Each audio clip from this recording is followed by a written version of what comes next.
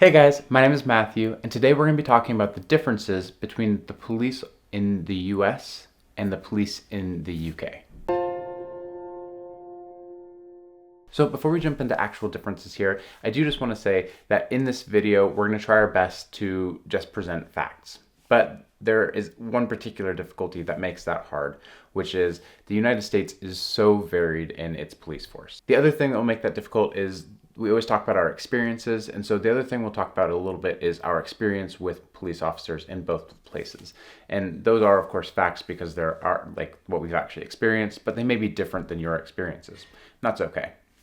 We'll also talk about why the United States is a little bit harder to tag down and say this is the way it is when we get to the localities. We'll get into all those things, but first we're going to start with training. Now, training is an interesting one because when you just look at the amount of training each set of forces has, it seems like they're pretty similar. In the United States, for instance, this comes from a Snopes article. I'll link it below. The reason it comes from a Snopes article is because there's not a lot of compiled data on these things. But it says that in the United States, the average amount of training that comes for police officers is 21 weeks of in-classroom work and then 13 weeks of in the field work. This total is about 9 months altogether, and it actually is quite a bit of time. That's assuming that they get no breaks for any time off or whatever. So most of the time, this training actually takes more like a year for most of the time in the United States, and that's pretty typical. There's some obviously with averages. Some police forces have less time than this and some have more, but the variance isn't actually that much. Training is relatively normalized across all these forces. You don't have a lot of people who have like a month of training and then suddenly they're police officers or something like that. In the UK, like I said before, the training is a little bit more standardized, but there's actually still variance in training as well.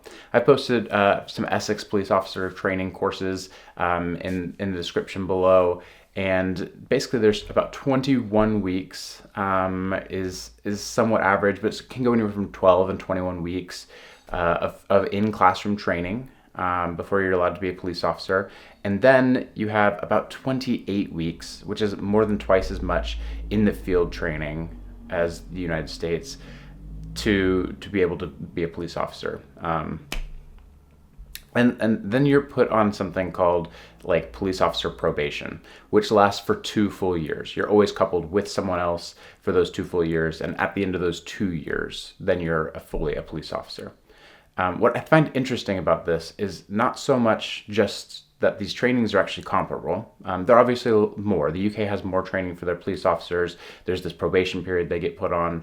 In the United States, something similar is done. It's not like after the 9 months and they're done with their police officer training, suddenly they're just full-fledged cops and they're just going off on their own. They're also coupled with someone else. They also have this kind of probationary period, although it doesn't have a name in the United States.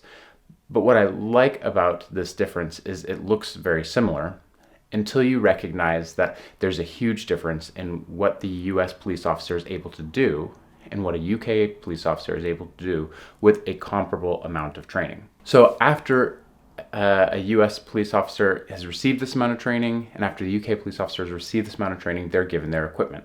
Let's go and talk through this equipment and then we'll talk about why this amount of training doesn't seem like it's actually comparable anymore after you talk about the equipment.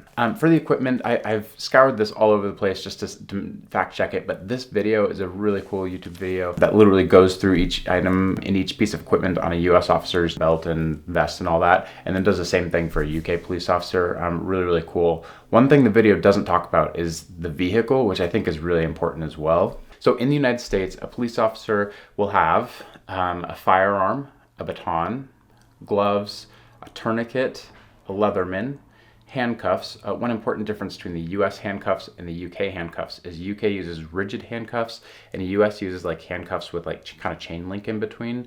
I'm not exactly sure what the difference is or if there's an important difference there. If you do know, let me know in the comments. Ammo, they can come with a taser, a radio, and a first aid kit. And so it ends up being quite a bit of equipment. It's quite heavy, but one really important piece of equipment there is a firearm. They all have a sidearm on them. It's quite common that you'd see a police officer with just a handgun on their belt. That's the most normal way. Actually, it would be odd to see one without. You would assume you're looking at like a mall cop or something, maybe if you didn't have a firearm. And the reason that's really interesting is because for the same amount of training, they also are required to learn all about how to use their firearm and be in the shooting range and spend all the time required to pass all those tests that they need to pass for all that. And so the training suddenly goes, oh wow, they use the same amount or actually less training than a UK police officer, but they also have to fit in training for a firearm. The other thing that's really interesting about a US police officer that a UK police officer typically doesn't start off with is this highway speed, like a lot of times like a Dodge Charger, or just this vehicle that's required for things like police chases. And the training to use those as well also comes in from the US side. A UK police officer carries a much smaller load. They carry a radio, a taser, some pepper spray, the baton, the rigid handcuffs, which I already asked about below. Let me know if you know in the comments. And then some straps for like binding people's legs together. And that seems to be pretty common for your standard issue UK police officer. I'm sitting here editing this video and I'm realizing I forgot to mention something that's pretty important. A UK officer is actually allowed to eventually, after many years on the force, receive a firearm. And I've done lots of research on what that takes. It's really, really interesting. You should go scour the internet if you're interested at all. But it's like years of training. A lot of times, 16 people are selected for a particular class.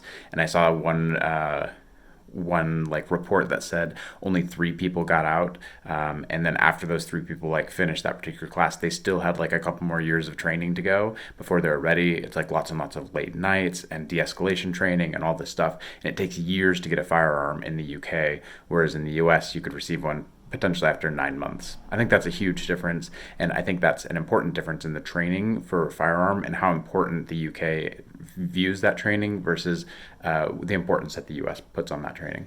So forgot to mention that in the video, so I wanted to throw that in as well. So this next one is about location, and this is something that I've noticed in my experience, but also have done a lot of research on, and it seems to be pretty true. In the United States, I've interacted with police officers on 20 or 25 different occasions. I really haven't had to interact with police officers very often at all. Normally it's because I'm getting pulled over. I've received a lot of warnings in my days because I'm going a couple miles over the speed limit, or kind of breeze through a stop sign a little bit too quick or something like that. So I've received quite a number of those kinds of interactions, and I've been pulled over a bit. Normally that is where you interact with the police officer in the United States, in my experience, is in their vehicle. They pull you over and then they get out of their vehicle and come talk to you. If I've seen police officers on the street, it's been rare. Maybe when I'm in a really big city, you'll see a police officer, but for the most part, if a police officer is out of their vehicle, it's because they've got some business to attend to. It's because they're attending to some serious business. You don't find a police officer that far from their vehicle very often, because most of the things they do is from their vehicle. UK police officers, you almost never see in their vehicles. Of course, I see them in their vehicles occasionally and they're driving around, especially recently with things going on. I've seen them more often, but like the number of people I've seen pulled over in the entire time I've been in the UK has been like 3 total that I've seen. Mind you, I don't spend as much time driving in the UK, and that, there are a lot of factors going on here, but I've literally seen 3 people pulled over the entire time I've been in the UK. It just seems a rarity. But I've seen lots of police officers walking around in a city center or even on their bicycles. That's quite common as well. And then one piece of experience that I've had is that I've actually had a police officer walk over to me and talk to me. And I kind of went into like a little bit of like, okay, panic mode. You didn't do anything wrong, Matthew. Went, okay, yeah, yes, sir. What's going on? And they're just like, oh, nothing. I was in London. And he said, you just looked a little bit lost. I wanted to see if you needed help anywhere. And I think that's a very different experience than I would expect being in the United States. I'm not saying that no one would, police officers wouldn't be helpful or they wouldn't see someone looking lost and help them, but it's something I've never experienced before. And just seeing someone outside of their vehicle and approaching me and they're a police officer automatically put me in, oh, he's in business mode, so he must think I've done something wrong. And of course, that wasn't the case here. So I think it's really interesting that you find UK police officers are oftentimes not in their vehicle. They're walking around, they're patrolling, they're doing whatever, but they're not in their vehicles at all necessarily. And in the United States, you'll find, of course, that they are. A huge part of this actually is just because of the infrastructure in the United States, though. the United States is very much so built around, a lot of the United States, most of it, is built around this idea that you need to get into your car to go and do something. That's true for me personally, but it's also true for a police officer as well. Okay, now we're going to talk about what everyone's talking about right now. In the United States, U.S. police officers shoot 1,000 people every year. They shot 1,000 people in 2019, and then 2018. It's not an exact figure. It's actually hard to get the exact figure because no one's publishing the exact results, but it seems to be right around 1,000 people every year, whether they're unarmed or armed or civilians or criminals, whatever the reason is, they shoot 1,000 people every year. It's a staggering number. It's a lot. In the UK, to give it a little bit of context, last year in 2019, 3 people were shot. And that's kind of a typical number for the UK. Those numbers aren't on the same playing field. You can talk about population, and obviously that plays a little bit of an effect here, but the US shoots and kills more of their own civilians every year than any rich country in the world. Like any civilized, first world country, we do the worst. It's staggering how badly we do. Really, really impressive. We also imprison more people. That's a factor that goes into this as well, but it's really interesting. I want to talk about 2 things about why, and using the UK as a comparison point I think will help. One thing, it has a lot to do with the culture that we're talking about here. In the US, actually, for instance, in the UK, how many police officers were shot in 2019? So how many or were killed at all in the line of duty, not including accidents. So an accident would be someone accidentally got trapped into their own car or something like that. In the UK, 0 police officers were killed in 2019. There were no what the US would deem as a felonious crime against a police officer, a felonious death against a police officer. None of those happened. In the United States, 44 police officers were shot and killed, or killed in some purposeful criminal activity. 44. Again, 44 and 0 aren't on the same playing field. So U.S. police officers are afraid in the U.S. of being shot because guns are prevalent and they exist. And that's not something you're going to be able to change in the United States. So that's, not really on the docket right now. But it's a really, really interesting number that puts the 1,000 into perspective a little bit. Is when you're talking about 1,003 and you go 44 and 0, those numbers, they start to make a little bit more sense because we're talking about really, really, really different cultures. The other thing that we need to talk about a little bit when it comes to why this death number, which I feel like is something we need to fix. It's something that I think everyone thinks we need to fix. I don't think there's anyone out there who's saying no, our police force is perfect the way it is right now. But another big issue that's coming up is this idea of localities. In the UK, things are pretty centralized for their police force. There's a little bit of segregation when it comes to different countries and a little bit as well with different counties. But in the US, it's quite common, not quite common, but it's definitely possible that someone could be fired from their job in one city and within the same state go to a different city, go to a different police force, and be rehired from a different police force because they're totally different organizations. They're not, there's a little bit of an interdepartmental working together stuff, but they're different organizations altogether. And so each city has their own police force. Each county has their own sheriff's office, their own sheriff's department. There's also obviously the federal government, and they've got all sorts of different, policies and governments and police forces within those as well. And so there's literally thousands and thousands of options for them. If someone got fired from one police force for violence or whatever, they could go apply to literally thousands of other police forces and potentially get picked up somewhere else. In the UK, that's not likely. In fact, it's nearly impossible. If you're to be removed from the police force for some reason, you're not getting in some other, in some other part of the country. These are interesting differences about the United States and the UK. And one thing that I think would be really tempting to do would be to take the UK police system and say, well, it's doing so well in comparison. We could talk about other systems, of course, but the UK system is doing so well in comparison. Why don't we just move it over to the United States and implement that across the board?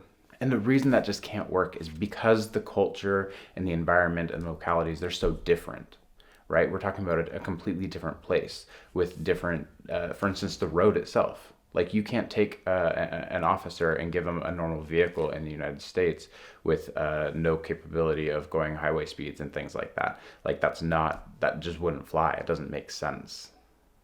Similarly, you couldn't take an officer over and just take away their gun and put them in the same situations that you're putting officers in right now. Something else major would need to make some shifts.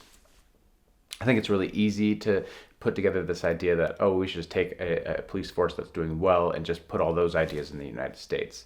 And that idea is really nice, but it just doesn't work in practice because they're so different. I think there are lots of good ideas about what could happen to the police force right now in the United States. There are lots of great things talking about reform and even defunding, potentially, depending on what your definition of that is.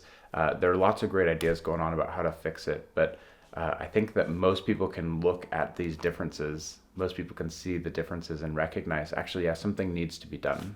Something maybe needs to change in the United States police force. Do let me know in the comments below what you thought about this, if you had any other differences that you've noticed, experiences that you've had, and do also like and subscribe if you enjoyed this content or if you found it useful. We put out new content every single week, and we'll see you guys next time.